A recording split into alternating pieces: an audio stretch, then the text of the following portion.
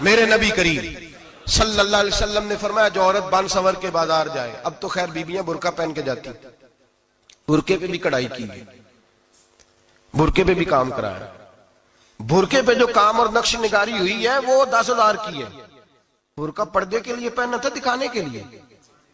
یہ کیسا برقع ہے کہ اس نے برقع بھی پہنا ہوا ہے اور برقع بھی اس نے فیشن والا پہن لیا ہے؟ یہ کس طرح کا؟ اس تو پردے کو پردے کی ضرورت پڑ گئی۔ میرے حبیب پاک علیہ السلام نے فرمایا بلا ضرورت، عورت کو اجازت ہے بیمار ہو تو ڈاکٹر کے پاس جائے، عورت کو اجازت ہے ضرورت پڑ جائے گھر میں سودا سلف نہ آتا ہو تو لینے چلی جائے، عورت کو اجازت ہے اگر گواہی کی ضرورت پڑ جائے تو پردہ کر کے قاضی عدالت کے پاس گواہی دینے جائے، عورت کو اجازت ہے حج پہ جائے، عورت کو اجازت ہے عمرے پہ جائے، عورت کو اجازت ہے کہ اگر کسی وقت جہاد کے لیے عورتوں کی ضرورت پڑ گئی تو حضرت فاطمہ اور جناب عائشہ کی سنت ادا کرے، جہاد کو جائے۔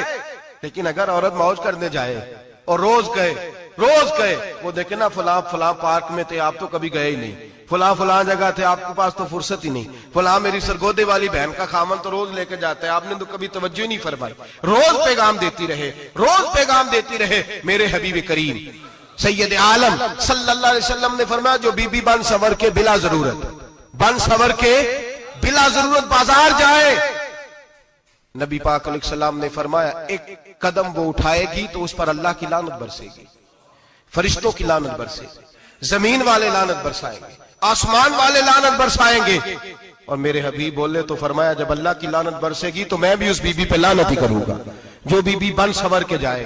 اور آگے سن لیں میرے حبیب نے فرمایا اگر اس کا خامد راضی ہو اس کے بن سنور کے بازار جانے پہ، آپ ناراض ہو جائیں، اللہ کرے اس بات پہ ہو ہی جائیں اور اللہ کرے بدل جائے نظام، جو خامد خود میک اپ کرا کے تیار کرا کے پارٹی میں لے کر کے جائے، جو سامنے والی فرنٹ سیٹ پہ خود بغیر نقاب کے اس کو بٹھائے، جو موٹر سائیکل کی پشت پہ خود تیار کرا کے بٹھائے اور جو خود کہے تو چلی جانا، جا تو شادی بھی تو دیکھا، فلاں کام بھی تو کرا، میں آزاد ہوں۔ میرے حبیب نے فرمایا جس کی بیوی بن سنور کے جائے، جس کی بیوی میک اپ کر کے جائے، چیلم پہ بھی بیوٹی پارلر سے ہو کے جاتی ہے، جس کی بیوی بن سنور کے نکلے وہ راضی ہو، وہ خوش ہو۔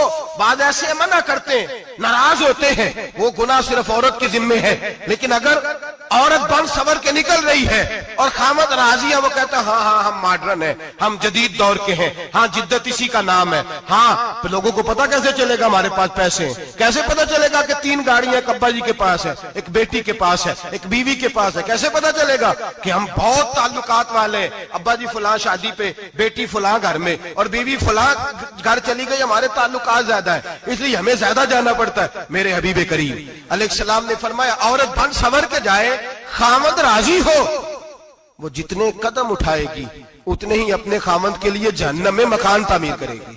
فرمایا اس کے خامد کے لیے اتنے مکان دوزخ میں تیار ہو گئے، وہ جلایا جائے گا، وہ تپایا جائے گا، وہ جہنم کی آگ کا ایندھن بنے گا۔ اور میں نے شاید آپ کو درجنوں بار حدیث سنائی ہو، میرے کریم رسول نے فرمایا بی بی ایک ہوگی پر 4 آدمیوں کو جہنم میں لے کے جائے گی۔ یا رسول اللہ کس کو؟ فرمایا باپ نے پردے کا نہیں کہا تو باپ بھی دوزخ میں جائے گا، اگر بھائی نے پردے کا نہیں کہا تو وہ بھی دوزخ میں جائے گا، شوہر نے پردہ نہیں کرایا تو وہ بھی جہنم میں جائے گا۔ وہ بیٹا جو کہتا تھا نا 1.25 لاکھ کا موبائل لینا ہے تو اماں نے گھر کے اندر شور ڈال دیا، مجبور کیا، خامن کو لے کر کے دیا، اس بیٹے سے پوچھا جائے گا تو ساری ضدیں اماں سے منواتا تھا، یہ تو نے کیوں نہیں کہا پردہ کر لے؟ اور اب تو بی بی ذرا 40 سال کی ہوتی ہے تو کہتے ہیں میری خیر ہے، میں بوڑھی ہو گئی ہوں، میری خیر ہے، روٹیاں ساری کھاتی ہوں، باقی سارے کاموں میں جوانوں کی طرح ہوں، پردہ نہیں میں نے کرنا، میری خیر ہے، فلانا تو میرے بیٹے کی طرح۔ ظلم کی حد ہے، ظلم کی حد۔ کزن ایک دوسرے سے ہاتھ ملاتے، کزن، وہ کس مصیبت کا نام ہے؟ کہتے ہیں یہ بھائی ہے، او بھائی یہ بھائی ہوتا تو اس سے نکاح ناجائز ہوتا، اب چونکہ اللہ نے اس کے ساتھ نکاح کو حرام رکھا ہے تو یہ تمہارا بھائی ہو سکتا؟ میرے رسول کریم صلی اللہ علیہ وسلم نے فرمایا سور نجس العین ہے، کتا بالکل ناپاک نہیں ہوتا، کتا بھیگ جائے تو بعد اوقات ناپاک ہوتا ہے، یا کتے کے منہ سے تھوک نکلے تو ناپاک ہوتی ہے، سور نجس العین ہے، پورا ناپاک، خشک بھی ہو تو ناپاک ہے۔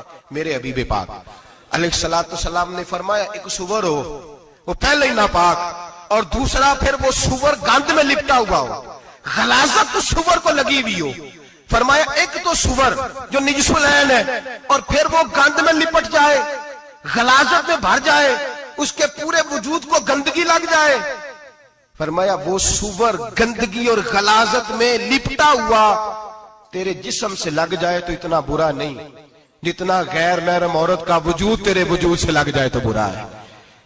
کس قدر تفصیل دی, کہاں سے بات شروع کی اور کہاں میرے نبی نے سکھائی. کزن ہاتھ ملا رہی ہے, کزن کے ساتھ بازار جایا جا رہا ہے, کزن کے ساتھ فلاں کام ہو رہا ہے, کزن کو چچا کا بیٹا بھائی ہوتا ہے. اگر یہ سگا بھائی ہوتا تو اس کے ساتھ نکاح ناجائز ہوتا. خدا را آ جاؤ, لوٹ آؤ, واپس پلٹو دین کی طرف, لوٹو اس تباہی سے نکلو. یہ جو آگ ہے, یہ جو بے سکونی ہے, یہ جو تماشا ہے, یہ لاکھوں کمانے کے باوجود جو بے برکتی ہے, یہ بڑی بڑی فوجوں کے باوجود جو روز میتیں اٹھتی ہیں, یہ جو روز جنازے پڑے جاتے ہیں, یہ جو روز بیٹیاں بیوہ ہوتی ہیں, یہ جو روز ماؤں کے سہاگ لٹتے ہیں, یہ ہماری نافرمانیاں ہیں. ہم دین کے معاملے میں ہم لوگوں نے نرمی شروع کر دی ہے. ہم اللہ اور اس کے رسول سے بغاوت کرنے لگے ہیں. میرے حبیب کریم سید عالم نور مجسم شفیع معظم صلی اللہ علیہ وسلم نے فرمایا زنا صرف شرمگاہ کا نہیں ہوتا. حضور نے فرمایا آنکھیں بھی زانی ہوتی ہیں, کان بھی زانی ہوتے ہیں, زبان بھی زانی ہوتی ہے. بخاری مسلم دونوں میں موجود ہے. صحابہ نے عرض کی حضور زبان کیسے زانی ہوتی ہے؟ فرمایا جو نماز کے باوجود گند بولتا ہے, غلیظ گفتگو کرتا ہے, وہ زبان کا زانی ہے. اور فرمایا جو روز گند دیکھتا ہے وہ جتنی مرضی تہجدیں پڑھے وہ آنکھ کا زانی ہے. اور جو گندی باتوں میں لذت محسوس کر کے سنتا ہے وہ جتنا مرضی روز اٹھ کے مسجد میں جھاڑو دے وہ کانوں کا زانی ہے. میرے نبی نے فرمایا آنکھ کا زنا بھی چھوڑ دو, کان کا زنا بھی, بولیے کان کا زنا بھی, زبان کا زنا بھی. مسند امام احمد بن حنبل اٹھائیے. ایک صحابی نے عرض کی حضور نماز میں دل نہیں لگتا, میرا قرآن پاک میں دل نہیں لگتا, درود و سلام میں دل نہیں لگتا. آمنہ کے معصوم لال نے